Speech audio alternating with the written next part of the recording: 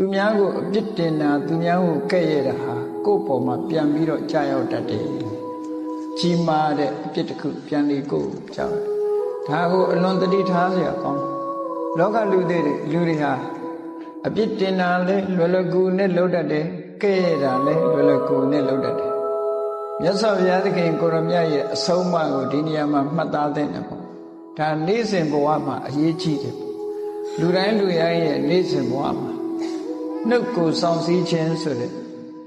နှုတ်ကိုစည်းကမ်းချက်ထားတာအမှန်တမ်းတန်ဖိုးရှိတယ်လူလောကမှာလုံနေကြတာနှုတ်နဲ့ပြောတာရဲ့ကိုယ်တည်းလက်ရောက်လှုပ်တာရဲ့ဒီနှစ်ခုပဲရှိတယ်အဲ့ဒီလိုနှုတ်နဲ့ပြောကိုယ်တည်းလက်ရောက်လှုပ်တာဟာအမှားအယွင်းမရှိအောင်တတိထားပြီးတော့ဆောင်ရွက်ကြရမှာဖြစ်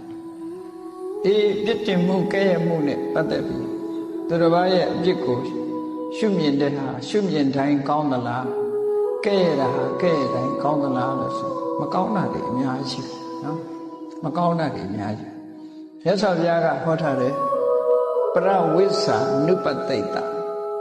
သူတစ်ပါးအပြစ်ကိုရှုမြင်တတ်တဲ့ပုဂ္ဂိုလ်လောကလူတွေဟာကိုယ်နဲ့ပတ်ဝန်းကျင်မှာကြည့်ဘယ်သူကပြင်ဘာလှုပ်တာပဲဘယ်သူကပြင်ဘာပြောတာပဲဆိုပြီးတော့တစ်ဖက်သားကိုပဲ blame လုပ်ဖို့ပဲစဉ်းစားတယ်များတယ်နော်ကိုယ့်ကိုယ်လည်းအဲ့ဒီအကျင့်စရိုက်ရှိမယ်ဆိုရင်ဒီအကျင့်စရိုက်ကိုပြုပြင်ဖို့လိုအပ်တယ်သူများကို blame လုပ်ပါနဲ့